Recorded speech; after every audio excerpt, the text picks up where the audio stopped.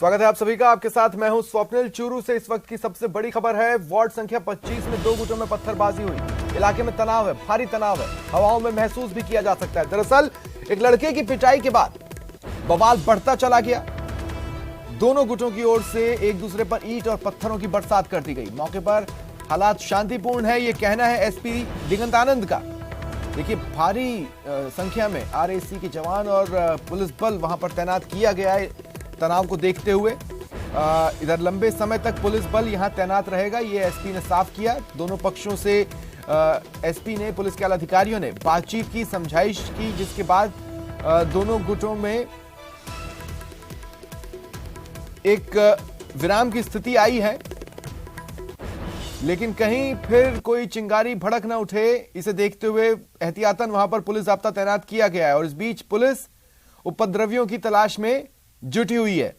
तो ये बड़ी खबर आपको बता रहे हैं। चूरू के वार्ड संख्या 25 की गलियां जंग के मैदान में बदलती चली गईं। एक लड़के की पिटाई के बाद बवाल शुरू हुआ, जो पत्थरबाजी तक पहुंच गया। दोनों गुटों की ओर से एक दूसरे पर ईंटें उछाली गई, पत्थर बरसाए गए। ज्यादा जानकारी के लिए बात करेंगे सहयोगी मनोज से। मनोज, सबसे पहले तो इस वक्त क्या स्थिति है? जी, अभी भी चप्पे चप्पे पर जो पुलिस के जवान है उनको तैनात किया गया है। आरएसी का जो जाब्ता है, पुलिस लाइन से अतिरिक्त जाब्ता है, वो भी यहाँ पर बुलाया गया है। छावनी में इस एरिया को तब्दील कर दिया गया है। काफी पुलिस के जवान हैं, उनके द्वारा यहाँ गश्त भी की जा रही है। साथ ही स्थिति अभी नियंत्रण में है ओवरऑल, और माहौल के अंदर कुछ तनाव है वो कहा जा सकता है, लेकिन स्थिति तनावपूर्ण है, शांतिपूर्ण है। लोगों को घरों के अंदर ही रहने की जो हिदायत है वो पुलिस के द्वारा दी गई है। और अभी चूंकि रात का वक्त भी है, सर्दी भी है, और इसको देखते हुए कोई भी व्यक्ति अभी हाल फिलहाल के अंदर बाहर दिखाई भी नहीं दे रहा है। पुलिस का जो जाब्ता है, पुलिस का जो पहरा है वो यहाँ पर लगा दिया गया है। जो पुलिस के डिप्टी है, डीएसपी राजेंद्र बुर्डक है, वो मौके पर तैनात है। जो सीआई कोतवाली है वो भी यहाँ मौके पर मौजूद है। इसके अलावा सदर और महिला पुलिस थाने का जाब्ता है अतिरिक्त, तो वो भी यहाँ पर बुला लिया गया है। मनोज, आप मेरे साथ रहें और भी सवाल मैं आपसे लूंगा। इस वक्त हम अपने दर्शकों को 3 तस्वीरें दिखा रहे हैं। देखिए किस तरह से जंग का मैदान, यहाँ की गलियां बनती चली गई थी और किस तरह से पुलिस ने मोर्चा संभाला हुआ है। साथ ही उपद्रवियों की तलाश की जा रही है। ये 3 तस्वीरें आपकी टीवी स्क्रीन पर हैं। मनोज, क्या एहतियातन धारा 144 वहां पर इलाके में लगाई गई है, या इस तरह की किसी धारा का इस्तेमाल वहां पर किया गया है? नहीं, अभी जो स्थिति है वो धारा 144 वाली यहाँ नहीं बनी है, और इस तरह की स्थिति बनने से पहले ही जो पुलिस के द्वारा तुरंत कार्रवाई की गई, और हल्का बल प्रयोग भी यहाँ पुलिस को करना पड़ा था शुरुआत में। और अब जो स्थिति है वो नियंत्रण में है, इसलिए पुलिस के द्वारा हालांकि जाब्ता यहाँ तैनात किया गया है। भारी मात्रा में जो जाब्ता है वो यहाँ तैनात किया गया है, और मौके पे पुलिस के आला अधिकारी हैं वो भी हैं, और जो एसपी दिगंत आनंद है वो खुद भी इस पूरे मामले पे अभी भी नजर बनाए हुए हैं। जी ठीक है, तो कितने लोग घायल हुए इस पूरे घटनाक्रम में? ये तो हुआ सवाल नंबर 1। और सवाल नंबर 2, पुलिस की कार्रवाई कहां तक पहुंची? क्या किसी को पकड़ा गया है, किसी को हिरासत में लिया गया है? घायल की जो सूचना है वो केवल एक व्यक्ति के घायल होने की सूचना है, जिसके सिर में चोट लगी बताते हैं, और उसको राजकीय भरतिया जिला अस्पताल है उसके आपातकालीन वार्ड ले जाया गया है। हालांकि अभी तक किसी भी पक्ष की तरफ से कोई मुकदमा है वो अभी तक दर्ज नहीं करवाया गया है। और पुलिस के जो आला अधिकारी है वो यहाँ अभी भी बने हुए हैं। धरपकड़ के प्रयास है वो पुलिस टीमों के द्वारा किए जा रहे हैं। लोगों को चिन्हित किया जा चुका है। आप कह रहे हैं कि किसी भी गुट ने या किसी भी पक्ष ने कोई मामला दर्ज नहीं करवाया है? क्या पुलिस ने सो मोटो, स्वतः संज्ञान लेते हुए कोई मामला बनाया है, कोई केस बनाया है? बिल्कुल, जो एसपी दिगंत आनंद है उनके द्वारा जो पुलिस अधिकारी हैं, सीआई कोतवाली हैं, उनको ये निर्देश दिए गए थे, अगर किसी भी पक्ष की तरफ से कोई मुकदमा दर्ज नहीं होता है तो उनको खुद को है वो मुकदमा दर्ज कराना है। और इसको लेकर सुबह तक, मेरा जहाँ तक मानना है, सुबह तक मुकदमा भी दर्ज होगा, क्योंकि बड़ी बात है, 2 पक्षों के बीच पत्थरबाजी हुई है, कानून व्यवस्था है उसके साथ खिलवाड़ किया गया है। इसलिए मुकदमा दर्ज होने की जो बात है वो एसपी दिगंत आनंद के द्वारा भी अपने अधिकारियों को ये निर्देश दिए गए हैं। जी बिल्कुल। मनोज, अब आपसे जानना चाहते हैं इस घटना के पीछे वजह निकलकर क्या सामने आ रही है? देखिए, जो शुरुआती वजह है वो ये है कि जो एक 15 साल का लड़का है उसका एक पक्ष के किसी व्यक्ति के द्वारा और उसकी पिटाई कर दी गई थी। और इस बात की जानकारी लगने पर एक पक्ष के लोग इकट्ठा हो गए। इसके बाद पता चलने पर दूसरे पक्ष को लोगों का भी वहां जुटना शुरू हो गया। इस दौरान दोनों पक्षों में इस पिटाई की बात को लेकर जमकर कहासुनी हुई। तभी अचानक दोनों तरफ से पत्थरबाजी होना भी शुरू हो गया और बताया जा रहा है कि करीब आधा घंटे तक दोनों पक्षों के बीच में ये पत्थरबाजी हुई। रुक रुक कर ये पत्थरबाजी हुई और देखते ही देखते सड़क पर जो ईंट पत्थर है वो ईंट पत्थर जमा हो गए, जो कि तस्वीरों में भी अभी भी साफ तौर पर देखा जा सकता है कि सड़क के ऊपर जो बड़े बड़े ईंट के टुकड़े हैं और जो पत्थर है वो मौजूद है। पुलिस के पहुंचने के बाद पुलिस के द्वारा हल्का बल प्रयोग किया गया और उसके बाद जो सड़क पे जो पत्थर पड़े थे उन पत्थरों को भी पुलिस के द्वारा नाली में डाला गया ताकि दोबारा इनका अगर कोई स्थिति ऐसी बनती है तो प्रयोग ना किया जा सके। साथ ही पुलिस की जो मौजूदगी थी उस दौरान भी बताया जा रहा है कि कुछ देर के लिए पत्थरबाजी हुई थी। बाद में पुलिसकर्मियों ने इस मामले को संभाला और मामले की गंभीरता को देखते हुए अभी मौके को छावनी में तब्दील कर दिया गया है। जैसा कि पहले बताया कि इस संबंध में अभी भी किसी भी पक्ष के द्वारा मुकदमा दर्ज नहीं करवाया गया। हालांकि तो दोनों पक्षों के जो बड़े लोग रहे होंगे या जो मुखिया फिगर्स रहे होंगे उनको बिठाकर पुलिस ने बातचीत की होगी। कैसे समझाया गया इनको? पुलिस ने क्या कुछ इनसे कहा? अभी इस तरह की मेरे सामने ये बात नहीं आई है कि पुलिस के द्वारा मौजूद लोगों से किसी तरह की बातचीत हुई होगी। हालांकि एसपी दिगंत आनंद जब मौके पर पहुंचे थे उस वक्त एक बुजुर्ग व्यक्ति थे जिनसे एसपी ने मामले की जानकारी ली थी और जो अधिकारी हैं उन अधिकारियों को निर्देश दिए गए थे कि किसी भी तरीके से और जो माहौल है वो शांतिपूर्ण रहना चाहिए और पुलिस खुद संज्ञान लेते हुए मामले के अंदर और मुकदमा दर्ज कराए। ये बात भी एसपी दिगंत आनंद के द्वारा उस वक्त कही गई थी। तकरीबन आधा पौन घंटे पहले की ये बात है। उसके बाद अगर पुलिस की ठीक है, चलिए शुक्रिया तमाम जानकारी के लिए। बीकानेर से बड़ी खबर है। यहां एक दर्दनाक सड़क हादसा सामने आया है। खाजूवाला में सड़क हादसा हुआ है। ट्रैक्टर ट्रॉली और बाइक की भिड़ंत हो गई। हादसे में बाइक सवार एक व्यक्ति की मौत की खबर है। वहीं एक अन्य घायल हुआ है। पूगल पुलिस मौके पर पहुंची हुई है और जांच कर रही है। बात कोटा की। पंचवटी कॉलोनी में कॉलेज छात्रा बेहोश मिली। उसे इलाज के लिए ले जाया गया लेकिन इलाज के दौरान उसकी मौत हो गई। छात्रा अपने घर के बाथरूम में बेहोश थी। मृतका स्वाति सिंह पंचवटी की निवासी थी। परिजनों ने बताया कि स्वाति की तबीयत खराब नहीं थी, उसको कोई बीमारी भी नहीं थी। कुल्हाड़ी थाना पुलिस मामले की जांच कर रही है।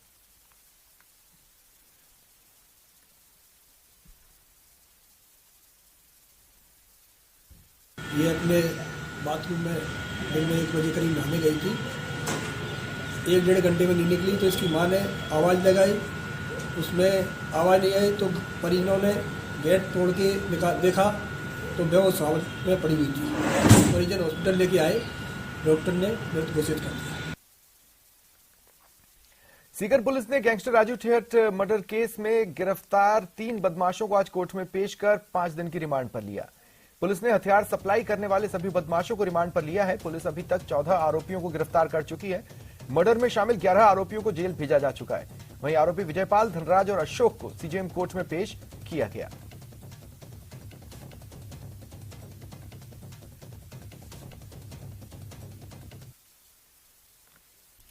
टोंक जिले की लांबा हरिसिंह थाना इलाके में पुलिस ने अवैध मादक पदार्थों की तस्करी मामले में बड़ी कार्रवाई की। बाइक पर 2 कट्टों में भरकर ले जाया जा रहा 28 किलो डोडा पोस्ट जब्त किया।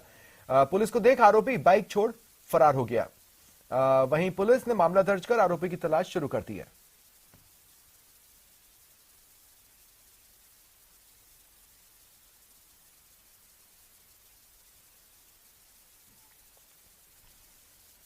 भीलवाड़ा के रेलवे स्टेशन पर रेलवे सुरक्षा बल पर तैनात एक जाबाज जवान ने एक युवक की जान बचाई। यह युवक जयपुर हैदराबाद एक्सप्रेस ट्रेन से देर रात उतर रहा था। इसी दौरान असंतुलित होकर ट्रेन और स्टेशन के बीच गिरने लगा।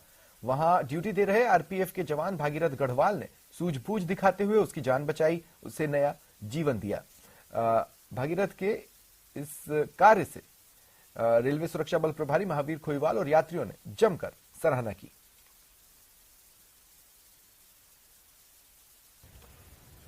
आरपीएफ के जाबाज ने एक युवक की जान बचाई। जी हम बात कर रहे हैं जयपुर हैदराबाद वाली ट्रेन की, जिसमें एक व्यक्ति ने चलती ट्रेन से उतर गया, उसके बाद वो फिसल गया और एक बड़ा हादसा उसके साथ हो सकता था, पर आरपीएफ के जवान भागीरथ ने उसकी जान बचाई है। हमारे साथ भागीरथ हैं, आइए इनसे बात करते हैं। कैसे घटनाक्रम हुआ और कितनी देर ये घटनाक्रम चला और ये कैसे घटना घटित हुई? समय लगभग 7:35 पे जयपुर हैदराबाद ट्रेन आई। जब ट्रेन आई उस समय एक पैसेंजर चलती गाड़ी से उतरने की कोशिश किया, जिसका हाथ और पैर दोनों फिसलने की वजह से वह रेलवे लाइन गाड़ी के बीच में आ गया। मैं वहीं खड़ा था और मैंने सतर्कता दिखाते हुए उस यात्री को हाथ पकड़ के बाहर खींचा और मैंने उसकी जान बचाई। क्या संदेश देना चाहेंगे कि लोग बाग इस प्रकार का घटनाक्रम ना करें, इस प्रकार की गलतियां ना करें, क्योंकि इसका खामियाजा उन्हें भुगतना पड़ सकता है? भाई, जहाँ भी गाड़ी स्टेशन में आके आती है तो वह 5 या 10 मिनट गाड़ी खड़ी होती है। जब तक गाड़ी खड़ी न हो तब तक पैसेंजर को गाड़ी से उतरना नहीं चाहिए। वह गाड़ी में जैसे आजकल ज्यादा क्राइम हो रहा है, झेड़खुरानी है, या जैसे कोई यात्री किसी को नशा पता देके अपना उसका सामान ले जाता है, या आजकल ज्यादातर एसीपी की घटनाएं हो रही है। मतलब इससे खुद की यात्रा बाधित होती है और अन्य पैसेंजर की यात्रा भी बाधित होती है। तो ये थे हमारे साथ जाबाज कांस्टेबल आरपीएफ पुलिस के भागीरथ, जिन्होंने बताया कि इस प्रकार का घटनाक्रम नहीं करना चाहिए। कहना कि पैसेंजरों की यात्रा उसमें बाधित भी होती है। सोचने का विषय है कि उस व्यक्ति को भागीरथ ने बचा लिया। अगर भागीरथ वहां नहीं होते तो एक बहुत बड़ा घटनाक्रम सामने आ सकता था, व्यक्ति गंभीर रूप से घायल भी हो सकता था। वीडियो जर्नलिस्ट अंकुर सनाटी के साथ राहुल कौशिक, न्यूज 18, भिलवाड़ा। पाली के रोहट में आयोजित होने जा रही 18वीं राष्ट्रीय जम्बूरी के लिए द्वितीय दल को करौली कलेक्टर और डीएफओ ने हरी झंडी दिखाकर रवाना किया।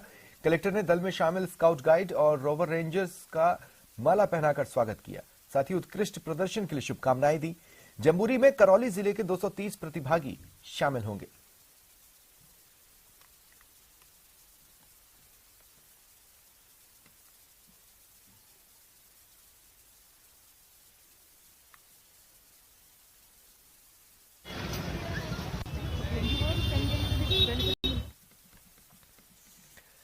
दौसा जिले के लालसोट में सोमवार को राजकीय देवनारायण बालक छात्रावास का शिलान्यास समारोह हुआ। संबोधित करते हुए चिकित्सा मंत्री प्रसादी लाल मीणा ने कहा कि भाजपा नेताओं के माता पिता का हिसाब हमारे पास है। हम आगामी 3-4 दिनों में यह बताएंगे कि किस नेता के माता और पिता का कितना कर्ज माफ हुआ। उन्होंने कहा देश में टैक्स अधिक है और इसी कारण महंगाई है, जिसके चलते खेती करना महंगा हो गया। डीएपी और यूरिया के दाम बढ़ गए, किसानों को लाइनों में लगकर खाद लेनी पड़ रही है। सभी हमारे चेयरमैन साहब, पूर्व चेयरमैन साहब दिनेश जी बढ़ा दिया कि नहीं तो डीजल तो 20 रुपए लीटर हो जाए, 25 रुपए लीटर हो जाए, सारा टैक्स है। तो टैक्स कम जब तक कम नहीं होंगे, जब तक डीजल पेट्रोल गैस सस्ती नहीं होगी, पैसा अपनी जनता की जेब रोज कट रही है। एक डीजल भराएंगे जब भी 100 में से 60 रुपए तो मोदी जी की जेब में जा रहे हैं, सीधा जेब में जा रहे हैं मोदी जी की, सब भारत सरकार के खजाने में जा रहा है। वही हाल डीजल का, पेट्रोल का है। क्यों इतना टैक्स बढ़ाते हो? कांग्रेस सरकार के प्रबंधन और शासन से आक्रोशित बीजेपी जन आक्रोश सभाएं कर रही है। इसी कड़ी में जोधपुर में वीके सिंह और केंद्रीय जल शक्ति मंत्री गजेंद्र सिंह शेखावत ने सभा को संबोधित किया। दोनों ने ही कांग्रेस को आड़े हाथों लिया।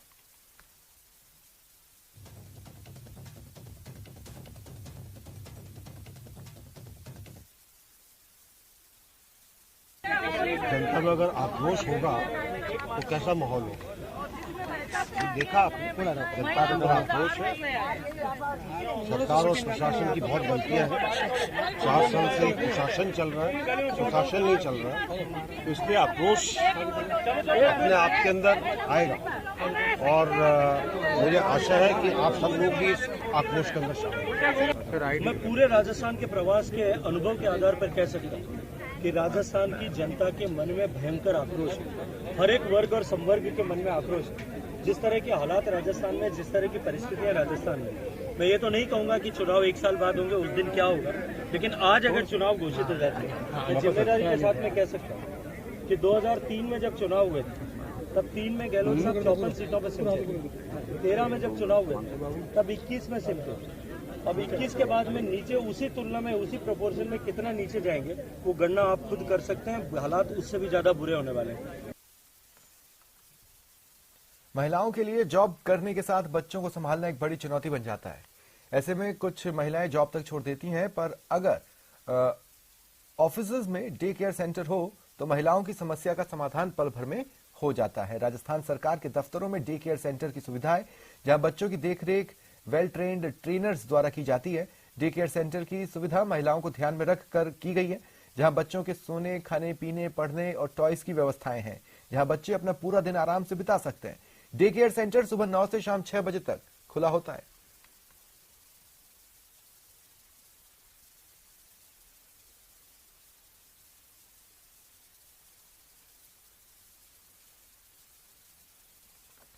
अलवर जिले के तिजारा कस्बे के सामुदायिक स्वास्थ्य केंद्र के पास 23 सूत्रीय जनहित मांगों को लेकर चल रहा अनिश्चितकालीन धरना दूसरे दिन सोमवार भी जारी रहा। एडवोकेट पुरुषोत्तम सैनी ने बताया कि हॉस्पिटल में कार्यरत एक डॉक्टर अलवर से आता है, हाजिरी कर चला जाता है। इस संबंध में रवि प्रकाश से कस्बेवासी मिले, डॉक्टर के बारे में पूछताछ की। उनका कहना है डॉक्टर प्रदीप को कोई बीमारी है, जिस पर लोगों ने रोष प्रकट कर कहा कि ऐसे डॉक्टर का क्या फायदा जो जनहित में लाभ न दे सके।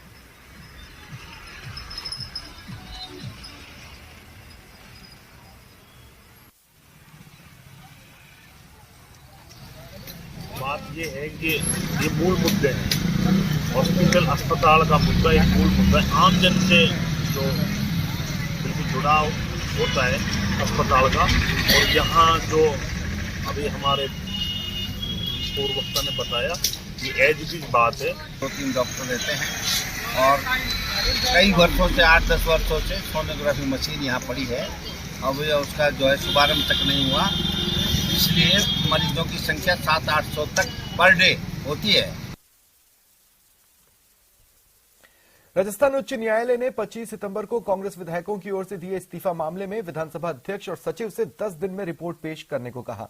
सुनवाई में याचिकाकर्ता उपनेता प्रतिपक्ष राजेंद्र राठौड़ ने विधानसभा अध्यक्ष द्वारा अब तक की गई विधि सम्मत कार्रवाई की विस्तृत रिपोर्ट अदालत के सामने पेश करने की मांग की। साथ ही त्यागपत्र के बाद भी सरकारी काम करने का मुद्दा उठाया।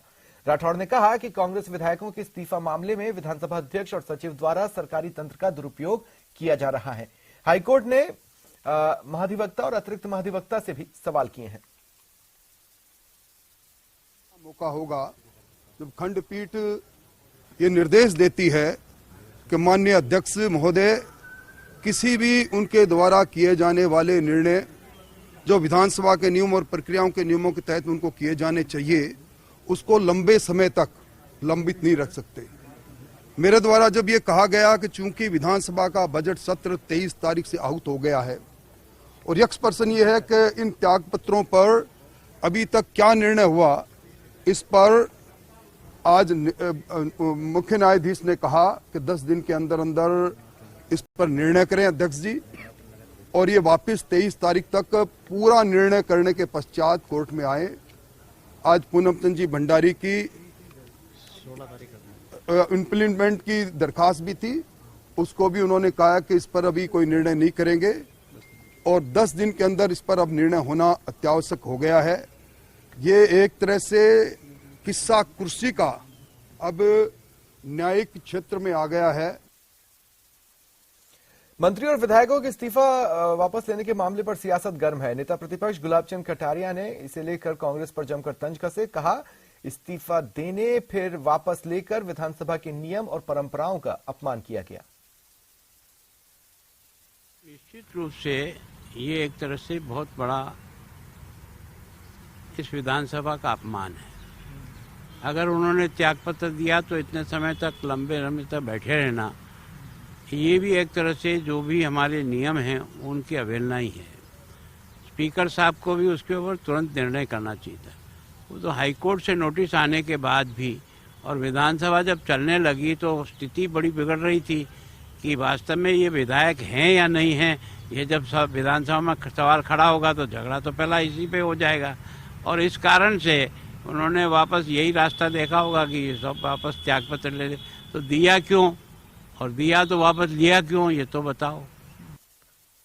राजस्थान के विधायकों द्वारा इस्तीफा दिए जाने के मामले में उपनेता प्रतिपक्ष के द्वारा हाईकोर्ट का दरवाजा खटखटाने पर चिकित्सा मंत्री परसादी लाल मीणा ने बड़ा बयान दिया। कहा, विधायक होकर राजेंद्र राठौड़ द्वारा विधानसभा स्पीकर के खिलाफ हाईकोर्ट में जाना विधानसभा की अवमानना है। कोई नेता नहीं है, नेता गुलाब जी कटारिया है।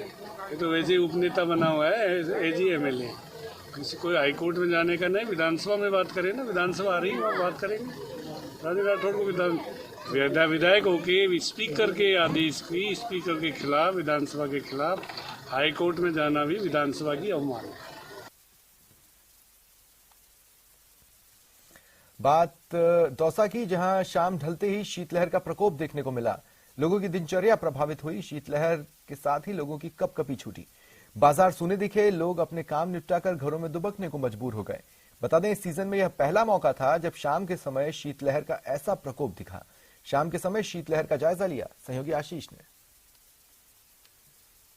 ही दौसा में शीतलहर का दौर देखने को मिल रहा है। शीतलहर से लोगों की दिनचर्या पूरी तरह प्रभावित हो चुकी है।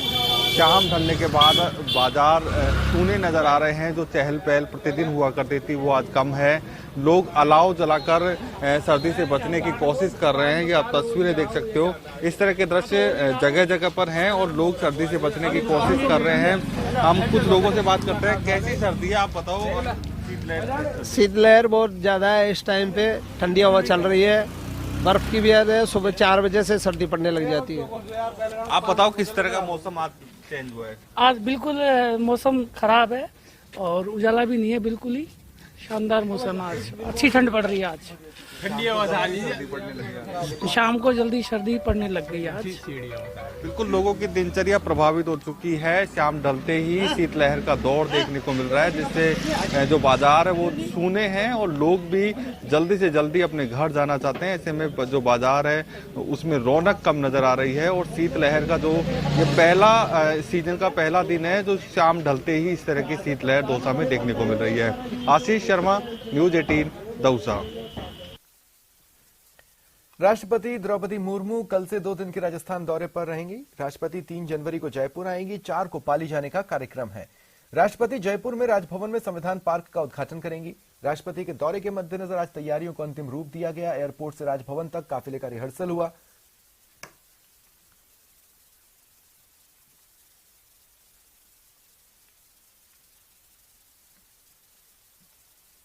देखिए जिस तरह से रिहर्सल किया गया और जिस तरह से तैयारियों को अंतिम रूप दिया गया, उसकी तस्वीरें आप अपने टीवी स्क्रीन पर देख पा रहे हैं।